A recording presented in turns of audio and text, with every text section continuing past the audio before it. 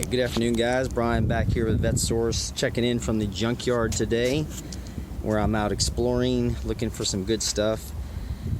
And this is why I always advocate, if you're going to drive these older cars, the junkyards are where you want to go, or the pick your parts, that kind of places, because you would be shocked and amazed at some of the good things you'll find. So even rare and exclusive items, like I'm going to show you on this Corvette here real quick. So getting to this one, you can see this is a pretty sad, sorry state here. If you're a Corvette kind of fanatic, you'll notice this is in fact, yes, a 40th anniversary Corvette. This is a 1993 convertible. These were made 1 year only with this burgundy colored interior. Ruby red is what they called it. It was ruby red everywhere. And this is one of them. This was apparently a flood victim, probably from Harvey a few years ago, and didn't have insurance on it. You can see they've kind of pulled some pieces off this motor, but yeah, this thing definitely took on some water for sure. But there's still a lot of good stuff on this car left that you can kind of look for. There's a fairly decent headlight assembly there. That impact bar in the front is actually pretty decent too. I may scavenge that. Oh, I want this piece. Oh, no, it's broken. But yeah, lots of good stuff. In fact, this thing actually had one of the rare items for the 92, 93s. It had not one, but two ECM computers. For some reason, the 92, 93 Corvettes, the computers are very difficult to find. And this one still had two of them in there. So, of course, I went in there, took a look at the computers. Here's the computers right here. And one of them, even though the outside looked bad, was completely beautiful on the inside. So, for the Corvette people, and even the Camaro LT1s and Firebirds from those 92, 93s, they use a speed density system. This is like a super hard computer to find. This is probably $400 to $500 when you get your hands on it. Now, of course, the second computer unfortunately did not fare as well. You can see this rust colored all over it and the rust everywhere. That got water in it pretty bad. So too bad. I would have enjoyed finding two of these today. You can see this is completely trashed, so there's no reason to even bother with it. Even for the core builders, this isn't even something they'd want to get into because the circuit board's just trashed. But the main reason that I came back and looked at this Corvette was this. This is pretty much made from that rare earth element unobtainium. I've never actually even seen a C4 convertible installed with this, like this one. Now, this is a luggage rack. Now, not that you'd ever put luggage on this, but you could get these installed from the dealer, or these are available as a factory option on the car. Now, the trick is, hang on, let me let this airplane fly over. We're actually right next to the airport. We're on the flight path of the airport. This piece here, these 1, 2, 3, 4, 5, 6, 7, these were installed with a template on the back of here. I've never seen anybody put any luggage on them, but they were not very common. In fact, only 765 cars came from the factory with this as a factory option. And guess what? This was one of the 765 Corvettes installed with this. I went ahead and pulled the VIN number and pulled it up, and sure enough, this was optioned with this. Now, you're gonna have either a love or hate relationship with this. Most people, not most I should say, but some people hate them. Some people love the look out of them. I'm ambivalent either way, but the truth is I'm definitely gonna take this off of here because this luggage rack is only 15 bucks from this place. So I'm gonna save this and put it away, and then we'll see what I can do with it later on. I've got my black 1992 convertible hardtop 6-speed. I've got a link up at the top there if you've never seen any of the videos I'm doing on that one. But I'll save this and set it aside, maybe clean it up. It's not real hard to get off of here. It's just got some Torx bolts that hold it in place. So I'll take that off here in a few minutes. And again, this being a flood, there's really not much else I'd trust on this car. I'd like to trust the dash cluster, but unfortunately I think it's been sitting so long that I don't really trust the condition of a lot of it. And there's that comes up. I might, the convertible top has a lot of corrosion on it, so I may not take that. But let me get some things done here. I'm gonna walk around the yard, see if there's any other cool cars that I can show you guys while I'm out here today, and I'll be back with you in a second. Hang tight. One other cool thing I wanted to show you guys before I got too far away from this car after pulling parts was one of the cool little features that I don't know if it was the engineers that threw this in here or on the assembly line they decided, hey, let's do this just for fun, or maybe the vendor actually did this. But what I am is back here in the back on the convertibles, and it's only the convertibles that this little oddball item shows up on. As you can see, I pulled the speakers out of this car because they were really nice. And this is where the rear compartment is. But if you look right above the speakers, cast into the fiberglass piece here is a baseball bat, a hot dog, an apple pie, and Chevrolet, which this is an expression that they used back in the 90s. I don't hear it very often. I think Chevy even used it as an advertising thing. Baseball, hot dogs, apple pie, and Chevy are all equal America, basically. So it's a cool little trivia factoid for car geeks and people that find things interesting. It's like a little, what do they call it now, an Easter egg? I guess this would be an Easter egg back from the early 90s, because I think they started putting these in, maybe was it the 90 Corvette, 91 convertibles? I think it's 90 because that was the first time I noticed it when I tore one of those down. But just an interesting thing, just an aside. Nothing too earth-shattering, but I thought I'd share that with you guys just as one of the things I come across when I'm doing this. I also did discover on here, just for updates, the speakers and the speaker grills were nice, and this piece here, this is the rear deck lid pad for this Corvette in the ruby red color. It's got a few little hickeys on the corner, but this is kind of a rare piece to come across, so I'm going to take that with me too. So let me finish getting this luggage rack off of here, guys, and I'll be back with you in a second. I'll see some other cars I can point out for you in a minute. Alright, back again here. We finished up pulling everything we need off the Corvette. Thought I'd detail another kind of cool car from the 90s. This here is a Cutlass Supreme. This body style was made from 88 through 1996. You don't see these on the road hardly at all anymore. But they're actually kind of a cool body style, and actually they do make quite a few of these turn into drag cars, door cars they're called. They'll cut them up and fit them over the tube chassis and make a drag car out of it, a rear-wheel drive drag car. This one, does it have a CD? No CD player in this one. I've got one of these in convertible form that I haven't really detailed on the channel yet, so I'm always on the lookout for parts, and this one only has 67,000 miles on it. You can see Oldsmobile had a lot of the cool features on them that, frankly, they're just not worth a terrible amount of money. This has got good sun visors in it, so I'll probably have to grab these sun visors. Actually, those are really nice. But the funny thing about them is that these came out with a motor that's kind of fallen off and fallen into obscurity. It's called a LQ1. I've got my hood prop. This is a twin double overhead cam V6. Kid you not. Wow, this one looks really good. And this motor pushed like 230 horsepower out of a V6 front wheel drive. So it had quite a bit of power for back in the day. In fact, I think it was so overpowered they actually detuned them a little bit to be able to handle the GM corporate transmission. Couldn't handle this much power output. So this car has this motor in it. I'm assuming something went wrong with it. That's probably why they quit driving it. Because if you didn't keep on top of them, yeah, this one hasn't been on the road since 2008. So it stayed off the road for 10 years, but you can look and see. It's too bad. 10,000 or 65,000 miles on it, 67, and it just kind of got thrown away. It's got some cool bucket seats. These would look good in a hot rod. It's got the fold-down rear seat, but the sun's kind of gotten to them. This won't fit in the convertible anyway, but I will have to kind of scavenge here. That trim piece may work for my convertible. So there's some good pieces on this. No, they took that always breaks on them. So anyway, thought I'd detail this, the steering wheel controls.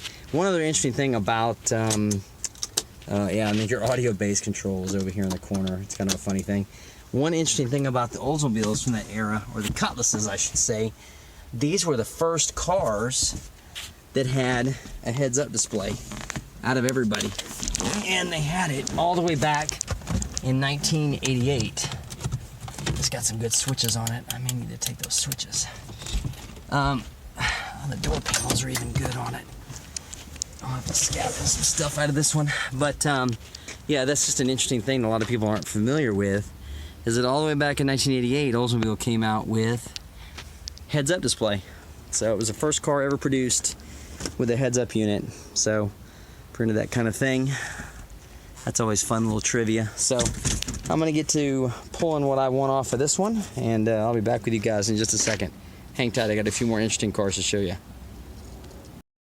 Alright, here's one more I wanted to show you today, guys, because this is one of those puzzlers that always leaves me scratching my head no matter how long I've been in this business. You know, you've heard me rant before about waste not, want not, but this is a perfect example, and it's probably a car most of you would walk by without even looking. And I almost did, and then I stopped and went, wait a minute, when's the last time I saw a Cavalier convertible in a yard? Not convertible, I'm sorry, a station wagon. So as I started to walk around this car, I realized, wait a minute, this thing looks very clean for a 35-year-old car. And kind of got to looking at it, you know, opened the doors. I couldn't find any damage on it, none. This is that baby poop brown color that they were very fond of in the early 80s. For some odd reason, this was a popular color. My mother and father, I think, had a Pontiac 6000 with this color on it way back when, that I learned how to drive in. One of the cars I learned how to drive in, but this thing here, oh, did somebody mess up the hood?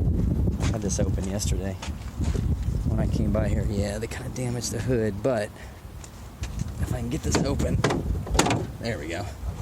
If you look here very carefully, you will see something unusual. Not unusual, but look at how clean this is under the hood. Let me see if I can get this up so it'll stay up for us. Looking at this thing looks new, right? I mean, it's even got stuff that normally does not get kept on these cars. The original cap. Too bad Cavaliers aren't collectible. So anyway, oh, look at that. It even actually still uses lacquer paint. Am I showing that correctly? Lacquer paint. Lacquer. So anyway, I finally walked around yesterday and said, you know what? I wonder how many miles are on this. And I'm going to show you straight up. Look even in the interior. I mean, the dash isn't even cracked on this. But there's the miles. 24,043. And I would be willing to bet you donuts for dollars that's original on this car. Now this is crazy, okay? I mean, I know it's just a little Cavalier base model station wagon. The only thing wrong with it is the headliner was pulled out, which is typical. But these seats even are perfect in this thing. And I've got a good mind to come over and scavenge parts off of it. I don't think the Cavalier market's very big, but the gearhead side of me just wants to save some of the stuff out of this, because you never ever see this, guys. I mean, never. Look at that. Even the seat belts don't have any damage to them. The carpet looks brand new. Oh, look. Astro Domain parking, $4. That was way back in the day, but thought I'd bring this to you because I just it's funny. Looks like it does have a little bit of a chrome luggage rack on top, which is kind of cool. You know, let's see, where was it located at? Chevy First Team. That's an original sticker. That was one that they put on the cars for a while. Auburn University out of Alabama. This car was around, oh no, look, Ron Carter, Pearland, Texas. Oh, and you know why that's old? That was back when Ron Carter was actually in Pearland. They're in Alvin now.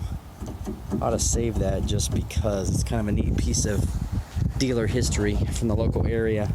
Taillights are perfect. But yeah, I had to show this to you guys. The spares never even been used in it. Oh, look, there's one of the sun visors. I might have to find the Cavalier Collectors Club, come over here and scavenge a bunch of stuff off this car. So this is one more I wanted to show you. I'm gonna walk around. I got a few more cars to show you guys, and I'll be back in just a few minutes. Alright, here's another cool one to add to the interesting car file. Here is a mid-90s Oldsmobile Cutlass Ciera station wagon, which I actually have one of these exact cars in this color. Mine's got the wood grain paneling I bought from the auction several years ago for a couple $100 just to use as a parts runner. Of course, my kids love driving around in it, so I let them go around. This one took a pretty nasty hit, looks like, but was being used regularly up until 2019. So this one's got the third row rear seat in it. The headliner's perfect in it, so I'm probably going to come scavenge that headliner out of it. It's got really nice sun visors too. I might go ahead and take the sun visors today. Oh yeah, those are beautiful. Okay. So, luggage rack on top. Rear sporty spoiler or wing out back. Nothing sporty about them, but they get really good gas mileage. They're like 26 miles a gallon. This even has a trailer hitch on it, so I might grab that off of here too. All in the vein of just maintaining daily drivers, you know. When you want to drive vintage cars, some of the stuff you got to do. So I'm gonna come back for this one. This one's a recent arrival, so nothing will probably walk off. Those are really nice right there. Those backup lights. So I'll go check mine out, see what needs to be replaced. And I got a couple more cars I want to show you. I think I got a Riviera around here somewhere, and there's another Corvette. So give me a second. Hang with me. I'll be right back. Alright, and here's the Buick Riviera that I promised. This is also another mid-90s luxury car. These were quite expensive when they were new. You can see how big this car is, and it really has a unique body style. Two-door luxury coupe, which you don't see very often anymore. They just don't make two-door luxury coupes. Oh, look, there's the cluster right there. Oh yeah, the baby's in good shape, man. Look at that. That is nice. Really nice. The big round dials. And I'll show you in a second why this thing's got a 6,000 RPM redline. Looks like they might have taken it apart. Maybe. God, that thing looks brand new. Wow, okay. But looking at this car, there's really not a whole lot of damage on it. Oh, look. Still got tags on it.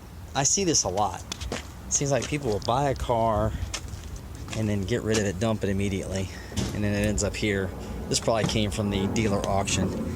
They get traded in, and then nobody wants them anymore. But look, I mean, it's, you know, torn down because of sitting in here. Pardon the aircraft again. But, man, this was a nice car. A big two-door luxury coupe. But here's the unique thing about them that makes them kind of cool. There's a little bit of damage there. That might have happened though with the forklift. The front end's kind of like a whale. The front end looks like the fish, but they pulled it off. Big old Riviera symbol. Here's what was interesting about these: supercharged V6. I want to say these put out well over 200 horsepower yet again. But look at it, sitting in the yard. It's been here for over a month. Nobody's touched it. That's an honest to goodness supercharger that unbolts sitting on top of there. And I can't tell you how many of them I see get thrown away. I guess there's just not a lot of demand for them. I wonder if you could adapt those to a V8 or some other type of car. But think about it, the forced induction 96, and just as this goes to show you, boys and girls, forced induction and turbocharging is not a new thing that they just came up with. It's been around for a while. They just circle back around to it every once in a while. That's kind of cool. Passenger has his own controls over here for whether or not how they want to cool down their side of it. That was the first generation when they started doing this, but you know, just I thought I'd highlight it real quick. It's a cool car you just don't see very often. You can just see from this angle how big this thing is. I drive the country in this one, so I'm gonna look at this dash cluster again for a few minutes to see what kind of shape it's in, and then I will show you that Corvette, and it'll probably finish this out for the day, so I'll be right back. Okay, and here's one more golden oldie from, I think this is the late 80s. This would be a Chevrolet Celebrity, my friends. This was the A body generation of cars, the same as actually the Cutlass Ciera station wagon I was just talking about, but this was Chevrolet's variant on this car. You can see it's got the Euro style headlights in it. Those are actually kind of cool headlights. This one doesn't have too many miles on it, I think. I think this is probably under 100,000. No, right at 100,000, 109,000. But you can see it's basically the same as the other one. These have become unicorns on the road nowadays. You do not see these anywhere. This one had the 4-cylinder in it, so this little sucker probably got about 35 miles to the gallon, the 4Tech. This is just what they call the Iron Duke 4-cylinder that GM put out. It's a really actually good motor.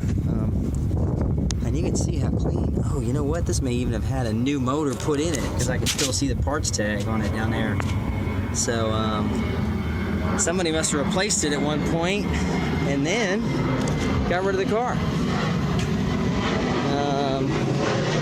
You see that distinctive Euro taillight treatment as I talk over the big old Southwest Airlines jet. Am I showing that? Where is it? Where are you at, guy? There we are. Always fun to watch them take off, those 37s. But yeah, so that's another interesting car from the 80s that you won't see around anymore, unless you just got somebody stubborn like me wanting to drive them. So let's walk back here to this Corvette and look at the last car in the collection for today. Alright, so here's the puzzler for you today. Why do people take a perfectly good Corvette, and I'm only saying this because I walked around this car first before I looked at it, before I've detailed it, red on red, man, with nice parts. Man, I had to come back and get those. Those are really nice. No damage that I can see. Well, except for that. But that was because there was a wing on this. No flooding. No nothing. Somebody just turned it in. Or they sold it at auction. Oh, look. They wanted $2,800 for this. I see. $2,800 they tried to sell this car for. A Corvette, guys. A mid-1980s Corvette. They tried to sell for $2,800, and they couldn't get anybody to buy it. That's pretty sick. I can only imagine how many or how little miles it had on the car. There's red door panels there. And that armrest. I'm going to have to save that armrest. That armrest is good. Some chucklehead put a crack in the dash pad because those are like impossible to find.